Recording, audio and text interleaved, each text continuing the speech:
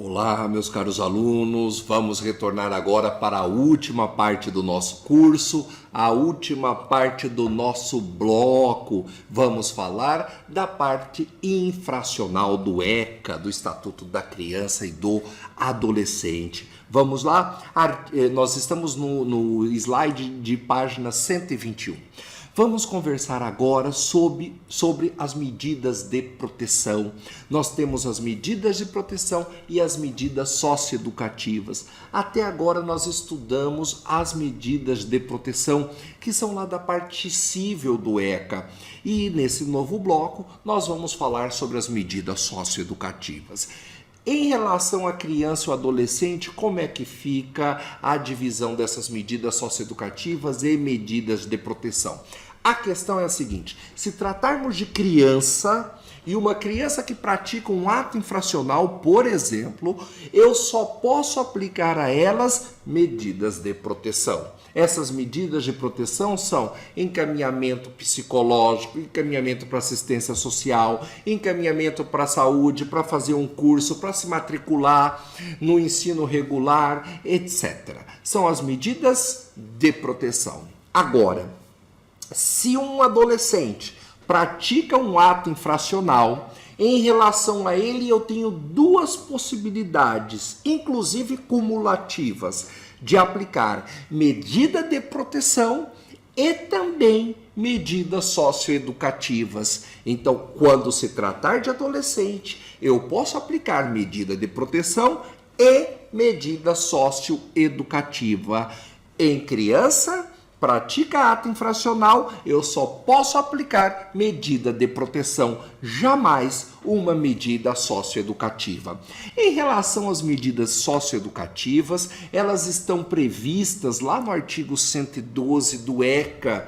Elas constituem um rol exaustivo, um rol que chamamos de números clausos, um rol fechado. O juiz não pode inventar outras medidas socioeducativas que não estejam previstas no artigo 112 do ECA. Ali nós temos nesse artigo, desde a medida mais branda, que é a medida de advertência, para a medida mais severa, que é de uma internação. Então começamos com a mais branda de todas, uma mera advertência do juiz da infância. Depois passamos por uma obrigação de reparar o dano, para prestação de serviço à comunidade. Depois temos a liberdade assistida, inserção em regime de semiliberdade e internação em estabelecimento educacional.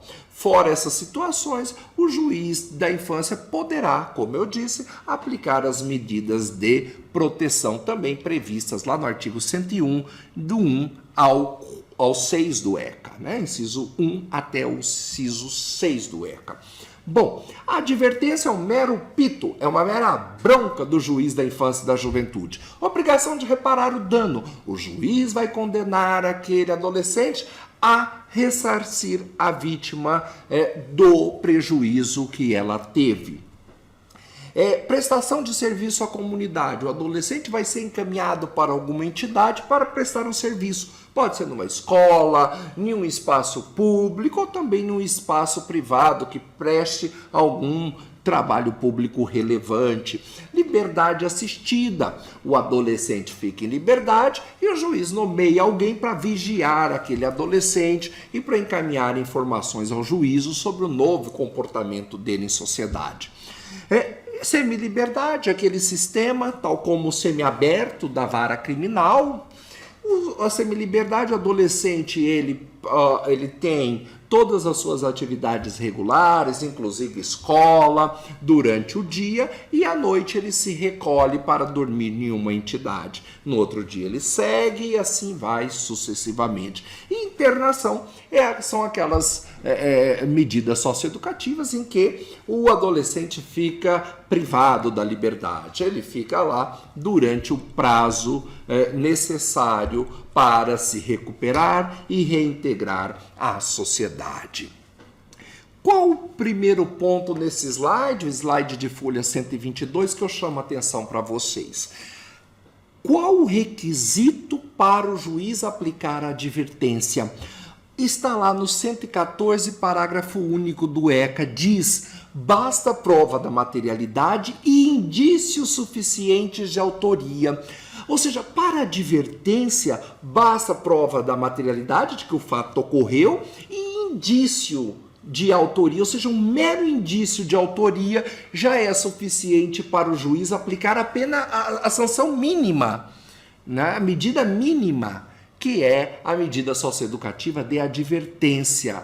Com indícios eu aplico a advertência.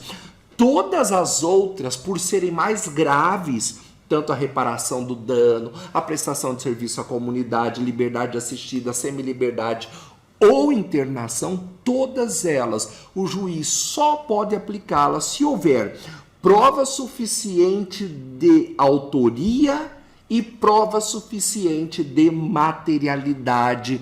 Não basta indícios. Isso está lá no artigo 114 do ECA. O ECA ressalva apenas na situação de remissão, porque na remissão não preciso ter essas provas suficientes de autoria e de materialidade. Então, guardemos essa característica. Na advertência, com um mero indício de autoria, eu posso conceder advertência. Com mero indício de autoria, eu posso conceder remissão. Mas, para conceder todas as outras medidas socioeducativas, somente com prova suficiente de autoria. Não bastam os indícios lá da advertência ou da remissão. Ok? Essa diferença é muito importante para nós e é sempre muito cobrada em prova de concurso.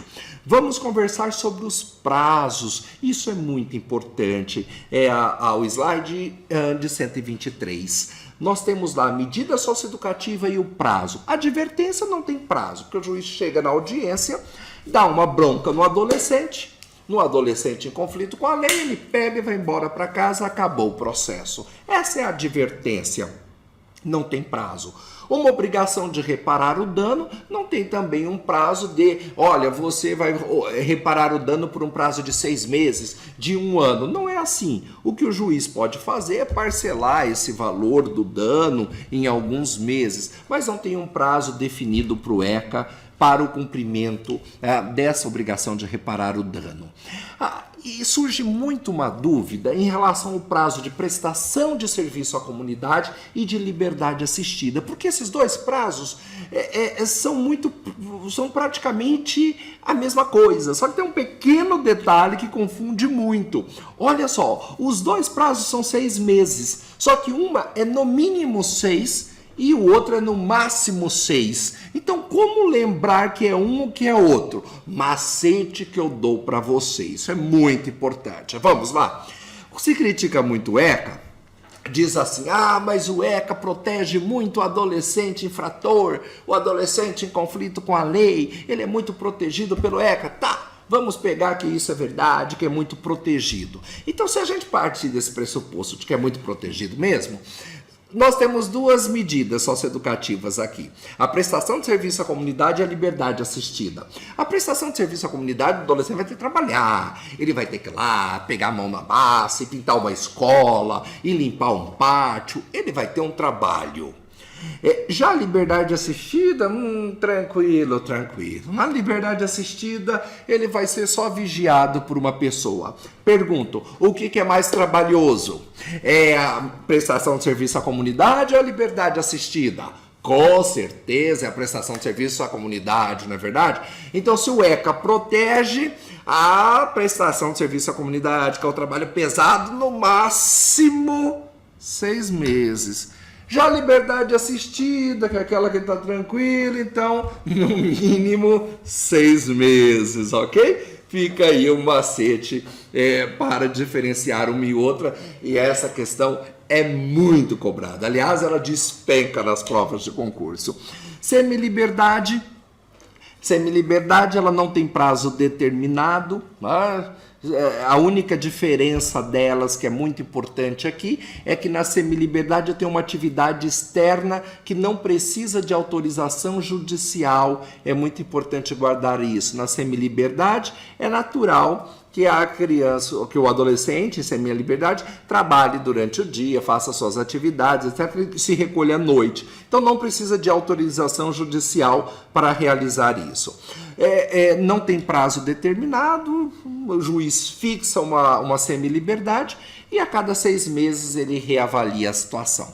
Por que eu digo que é muito parecida? Porque é muito parecida com a internação. Só que na internação, como o adolescente está recluso, ele está totalmente privado da liberdade, para ele trabalhar fora, para ele fazer uma atividade externa, ele vai precisar de autorização da equipe da entidade, da equipe técnica da entidade, né? A equipe que gera aquela entidade de internação onde ele está, podendo ser vedada pela autoridade judicial. Então, a decisão vai ser da entidade, está sujeita à autorização, e podendo ser revista, vedada pela autoridade judicial essa atividade externa na internação.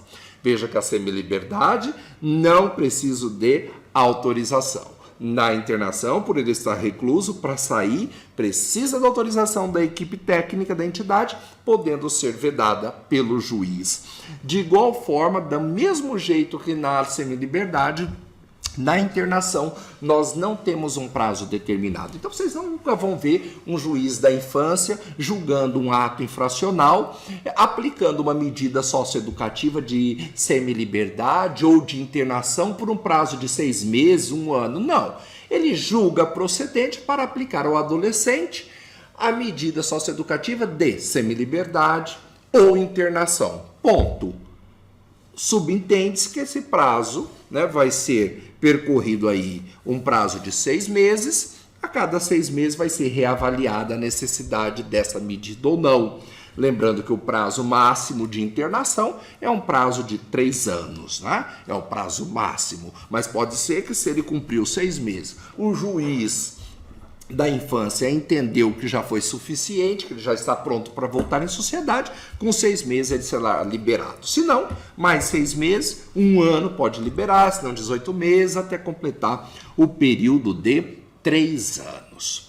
Sobre as medidas socioeducativas, o que precisamos entender? Primeiro, são vedados trabalhos forçados, né? Artigo 112, parágrafo 2º do ECA, assim como a Constituição também veda para os presos maiores de idade, ou seja, trabalho forçado não pode, só se ele assim decidir. O preso ou adolescente em conflito com a lei entender que quer fazer aquele trabalho, ele pode. Regra, em nenhum caso haverá incomunicabilidade. Está lá, em nenhum caso haverá incomunicabilidade. É essa a regra do 124, parágrafo 1º do ECA.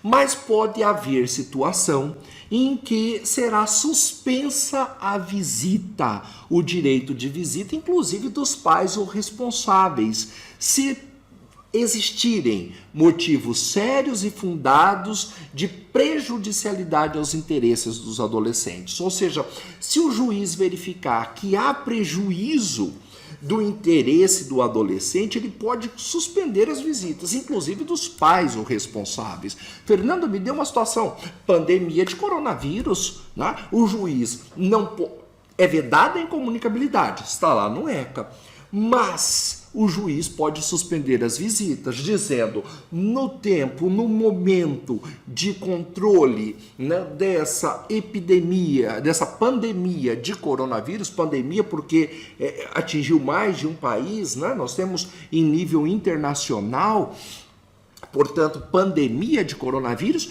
é importante suspender o direito de visita para não contaminar os adolescentes que estão acolhidos. Então, excepcionalmente, fundamentadamente, o juiz disse no interesse do adolescente por que é importante suspender as visitas. Instrução processual, nós temos uma súmula muito importante em relação à parte infracional, que é a súmula 342 do STJ. Ela diz: no procedimento para aplicação de medida socioeducativa, é nula a desistência de outras provas em face da confissão do adolescente. Ora, se um adolescente diz, eu pratiquei um ato infracional, sim, O juiz poderia dispensar as outras provas, oitivas de testemunhas, peritos, etc.? Não pode, porque nem da parte do Código de Processo Penal eu admito que a confissão basta por si só. Tenho que ter outros elementos de prova. Então isso é muito importante, vale no Código de Processo Penal e vale também no ECA.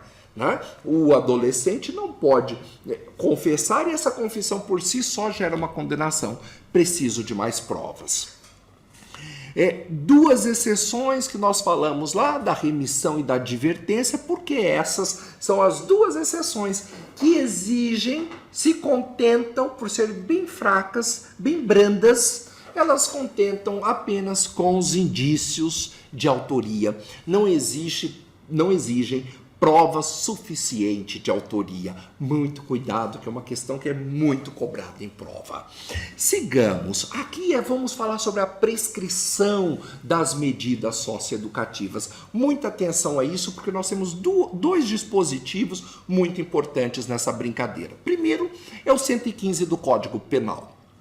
O artigo 115 do Código Penal, ele diz que nós vamos reduzir a pena, nós vamos reduzir o prazo de prescrição à metade em duas situações. Primeira situação, quando a pessoa tiver menos de 21 anos. Então, toda vez que uma pessoa tiver menos de 21 anos, eu reduzo a prescrição à metade.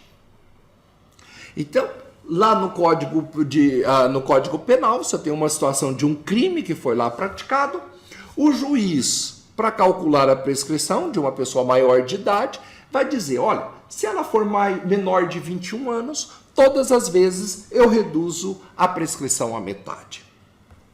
E também tem uma outra regra, que é também do 115, que diz, toda vez que a pessoa for maior de 70 anos, eu também reduzo, na data da sentença, maior de 70 anos, lá na hora de sentenciar, o juiz vai reduzir essa pena, essa prescrição à metade. Cuidado com essa regra. Então, olha só a ideia. Quando a pessoa tiver ela é menor de 21 anos na data do fato, na data em que ela praticou o crime ou o ato infracional, o juiz divide a pena de prescrição pela metade. Quando ela é maior de 70 anos, maior de 70, na data da sentença, o juiz divide a prescrição à metade. Essa é uma primeira regra, está lá no artigo 115 do Código Penal. Próxima regra está no artigo 121, parágrafo 3º do ECA, já não mais do Código Penal, mas do ECA. Diz lá que em nenhuma hipótese o período máximo de internação excederá 3 anos. É outra regra muito importante, 121, parágrafo 3º do ECA. Em nenhuma hipótese o período de internação poderá ultrapassar 3 anos. Significa, se o juiz der uma internação hoje, ele não vai dar um prazo definido, vai dar uma internação. Passado o período de 6 meses, passa por uma reavaliação. Tem necessidade de continuar internado por mais 6 meses. Reavalia e vai reavaliando até chegar no máximo que é possível. 3 anos. São duas regrinhas importantes para as perguntas que eu vou fazer agora que não caem. Elas despencam em provas de concurso. Vamos ver. A primeira diz, liberdade assistida. Né? O juiz aplicou a liberdade assistida. Essa liberdade assistida, vocês viram que é aquela mais levinha, né? Então o juiz pode aplicar no mínimo por 1 ano, também não pode passar dos 3, né? Então o juiz vai aplicar no mínimo de 1 ano, e aí suponhamos, no mínimo de 6 meses, não passando de 3 anos. Então é esse o intervalo que ele tem para aplicar uma liberdade assistida. No mínimo 6 meses, máximo de 3 anos. Aí o juiz entendeu para aquele fato que o adolescente praticou lá, vale aí uma sanção de 1 ano. Qual que é o prazo prescricional dessa medida socioeducativa de liberdade assistida aplicada em 1 ano? Então, se nós pegarmos o artigo 109 do Código Penal, que cuida da prescrição, ele vai dizer que uma uma pena, né, aplicada em 1 ano, ela vai prescrever em 4. Então, o Código Penal, lá no artigo 109, ele vai nos dizer que uma pena de 1 ano prescreve em 4. Só que nós não podemos esquecer do artigo 115 do Código Penal, que diz que essa pena, né, esse prazo é reduzido à metade. Então, se eu tenho de 4 anos, eu estou falando de adolescente, que é menor de 21 anos, segundo o artigo 115, eu divido pela metade por 2. 4 dividido por 2, 2 anos. 2 anos, portanto, é o prazo de prescrição de uma liberdade assistida aplicada em 1 ano. Então, portanto, o prazo prescricional é de 2 anos. Agora, qual é o prazo de semiliberdade e de internação aplicado por um juiz numa sentença? Fernando, você não falou que quando um juiz aplica semiliberdade ou internação, ele nunca dá o tempo de pena? Ele nunca diz se é 1 ano, se é 6 meses. Nesses casos, ele só aplica que é internação. Vai ficar sem prescrição essa história? Muito cuidado, não vai ficar sem prescrição. Lembra da regrinha que nós falamos lá em cima, o 121, parágrafo 3º do ECA, que fala que nenhuma sanção no ECA pode superar 3 anos? Então, 3 anos, se nós jogarmos lá na regra do 109 do Código Penal, 3 anos prescreve em 8 anos. Só que não podemos esquecer da regra do 115 do Código Penal, que manda dividir a metade. 8 dividido por 2, 4 anos é o prazo prescricional. Toda vez que for aplicada medida socioeducativa de semiliberdade ou internação, porque nessas não tem um prazo aí definido. Entendemos isso? Facinho, facinho, não é verdade? Mas, para isso, eu não posso me esquecer que eu tenho algumas regrinhas para estudar a prescrição. A primeira é o 115 do Código Penal, que vai dizer da redução à metade. Segunda regrinha, está lá no 121, parágrafo 3º do ECA, que fala do prazo máximo de medida socioeducativa de 3 anos. E, por fim, uma terceira regra, que é do Código Penal, que é o 109 do Código Penal, que trata da prescrição. Aliando esses 3 artigos, eu consigo resolver as questões de prescrição do ECA. Vamos adiante, meus caros. Vamos falar sobre essa medida mais drástica, mais grave, que é a medida de internação. A medida de internação, ela tem 3 princípios, sempre muito cobrados em prova. Princípio da brevidade, ou seja, qualquer medida de internação tem que ser o mais breve possível.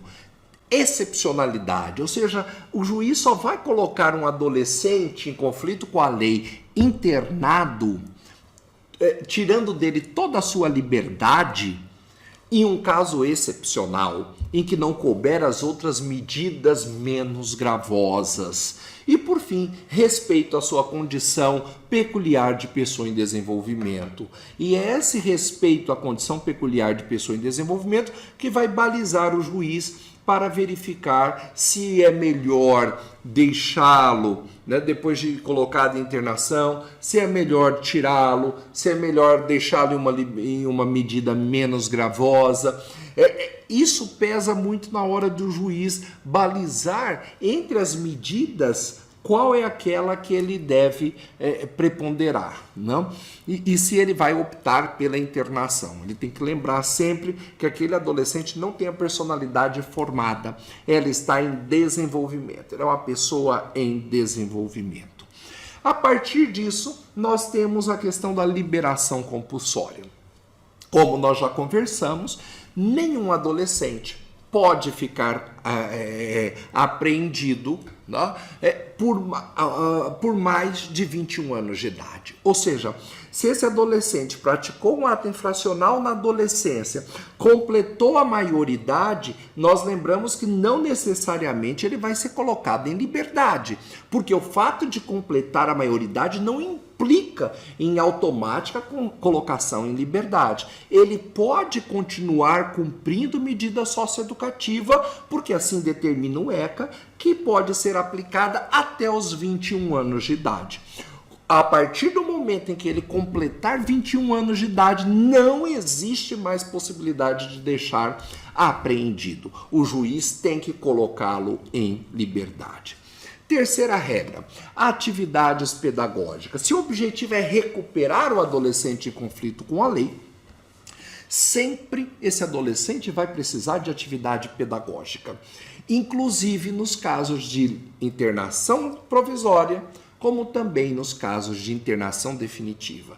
Tem que ter estudo, tem que ter atividade pedagógica durante todo o momento. Próxima discussão. Aplica o princípio da insignificância para o ECA, para os atos infracionais? Uma criança furtou lá um chocolate. A criança furtou uma goiaba. Aplico a insignificância? Aplico. A mesma regra que eu aplico para um adulto, eu não posso deixar de aplicar, mais benéfica, eu não posso deixar de aplicar para um adolescente, né, em conflito com a lei. Então, se eu aplico se eu aplico para o princípio da insignificância para um adulto, também vou aplicar para um adolescente. Isso é tranquilo, tanto na jurisprudência do STJ quanto do STF. Vamos aos requisitos taxativos, específicos para aplicação da medida de internação. Então, os artigos estão lá no 121 do ECA e eles são requisitos taxativos. Não há outra possibilidade além desses. São 3 hipóteses que justificam o juiz aplicar uma medida de internação, uma medida mais gravosa. Primeiro, ato infracional cometido mediante violência ou grave ameaça. O ECA é expresso, não é qualquer ato infracional que me permite aplicar a medida mais gravosa, mas somente aqueles cometidos com violência contra a pessoa ou com grave ameaça. Fora disso, não se aplica. Professor Fernando, como é que fica o tráfico de drogas? Súmula 492 do STJ. O que diz o STJ? A gravidade em abstrato do ato infracional do tráfico de drogas, por si só, não justifica a medida de internação. Ou seja, não é pelo fato de o tráfico de drogas ser um crime pavoroso, de ser um crime prejudicial à sociedade, que eu posso aplicar internação. Por quê? Porque o tráfico de drogas não foi praticado com violência contra a pessoa e também não foi praticado com grave ameaça. Portanto, por si só, o fato de tratar de tráfico de drogas não é motivo para aplicar a um adolescente uma medida de internação. Segundo requisito que me autoriza a aplicar internação. Então, o primeiro foi crime com violência ou grave ameaça à pessoa. O segundo requisito é reiteração no cometimento de outras infrações graves. Ou seja, o adolescente, ele foi condenado, tem que ter sido condenado, não basta uma passagem lá pela polícia e o procedimento dele ter sido arquivado ou excluído, ele tem que ter sido condenado, tem que ser aplicada a ele uma medida socioeducativa por um fato grave. E depois ele pratica um novo fato grave. Então essa reiteração justifica a internação desse adolescente. Muito cuidado com isso. Houve um debate na jurisprudência do STJ se bastava uma condenação e a prática de uma nova para gerar a internação, ou se precisava de no mínimo 2 condenações já graves para eu ter uma reiteração. Ou seja, ele praticou 2, foi condenado nas duas, aí praticou uma terceira. Só a partir da terceira que eu poderia aplicar a internação, o STJ disse negativo.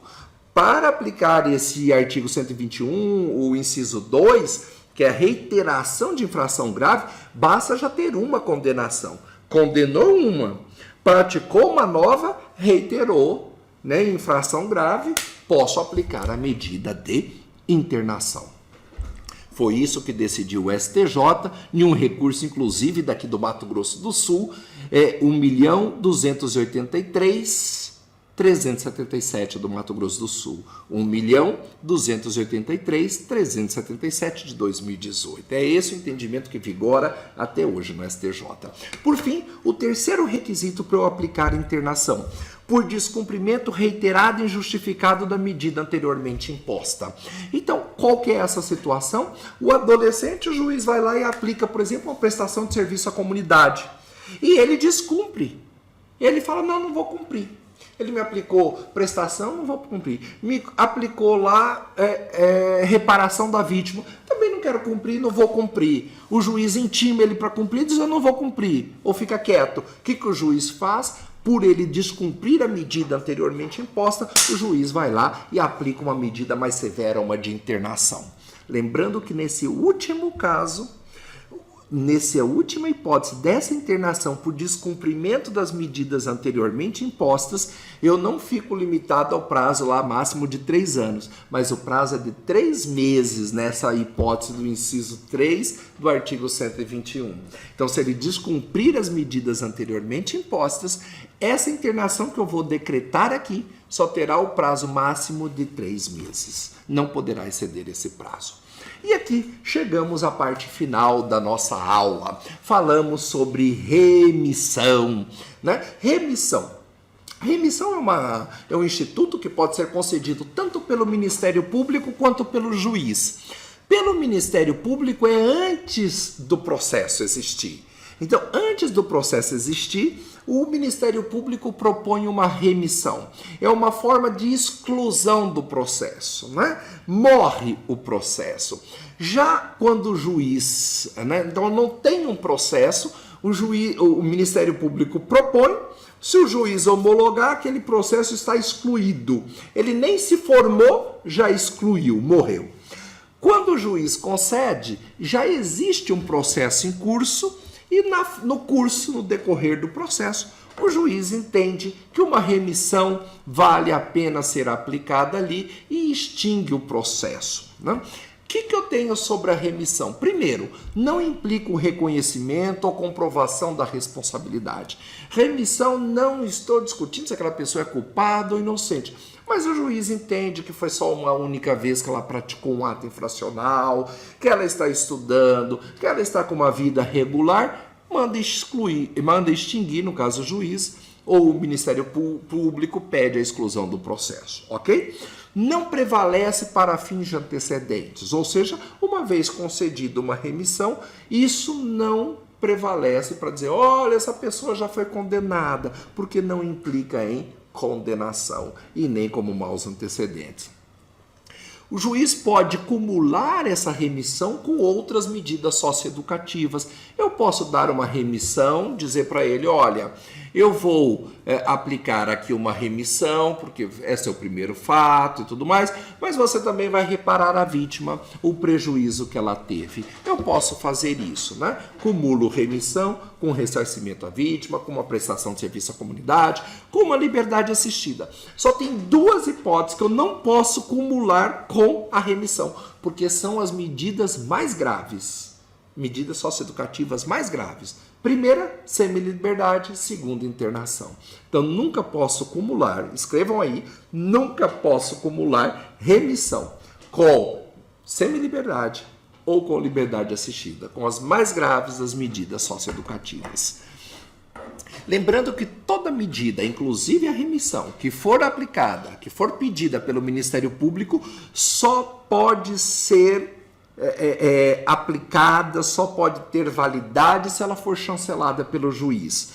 Então, o juiz precisa homologar a proposta do Ministério Público. Existe até súmula sobre isso, a 108 do STJ. Diz lá, a aplicação de medida socioeducativa ao adolescente pela prática de ato infracional é da competência exclusiva do juiz. Significa que o Ministério Público pode pedir a remissão como forma de exclusão do processo. Mas esse pedido do MP só terá validade se for homologado pelo juiz. Súmula 108 do STJ. E, por fim, da decisão que concede remissão, o recurso cabível, por expressa previsão do ECA, é o recurso de apelação. O Ministério Público não se contenta com a decisão lá do juiz que aplicou remissão para extinguir o processo. O Ministério Público acha que deveria aplicar uma medida mais gravosa lá de internação. Qual é o recurso que o Ministério Público vai entrar? É o recurso de apelação. Da mesma forma, se o adolescente disser, eu gostaria de provar que eu sou inocente, gostaria que isso ficasse consignado, não concordo com essa remissão, o recurso que ele vai manejar é o recurso de apelação. Meus caros alunos, aqui eu me despeço de vocês. Digo que foi um prazer imenso conhecê-los, ver a dificuldade de vocês e a vontade, essa luta diária para superar. Encontrei várias histórias, vocês me contaram várias histórias que digo que não saem da minha cabeça e me fizeram inclusive refletir sobre a minha própria vida, sobre os meus sonhos, sobre os meus projetos. E eu digo a vocês, sigam em frente, lute por esse sonho. Eu jamais imaginaria chegar no cargo que eu cheguei hoje, mas eu desejava muito que isso acontecesse e não importava um resultado lá na frente, né? Eu sabia que eu queria aquilo e que faria de tudo por isso. Sabia que era praticamente algo impossível de conseguir, porque eram muitos candidatos, era um concurso com mais de 10 mil candidatos, mas eu dizia sempre para mim, você, né? Eu dizia na primeira pessoa, como eu falei para vocês, minha senha é lá do banco, eu serei juiz de direito, eu serei juiz de direito, e assim cheguei onde eu tanto desejava. Desejo que vocês tenham sonho e o mais importante, lutem por esses sonhos, né? Não deixe que ninguém diga a vocês que não vai conseguir, que não vai fazer, porque é difícil, porque é impossível. Vocês já sabem de tudo isso, né? Que é difícil, mas sabe que vale a pena lutar, e se lutar e chegar onde estão é porque provaram o contrário, provaram que vale a pena. Então digo a vocês, vale a pena seguir lutando. Vocês já estão quase no final da trajetória, já finalizaram, estão finalizando uma faculdade de direito. O próximo passo é seguir lutando e não desistam. Um dia que perderem de estudo é um dia a mais que vão ter que se preparar lá na frente. Então estudem sempre, se dediquem bastante e contem sempre conosco. Meu endereço de e-mail fernandomoreira2103@gmail.com. Vocês têm esse endereço, se precisarem, escrevam para mim, tirem dúvidas, estamos à disposição, contando com o sucesso de vocês. Um grande abraço e até lá, até uma grande oportunidade de reencontro. Tchau, fiquem bem, fiquem com Deus, até mais.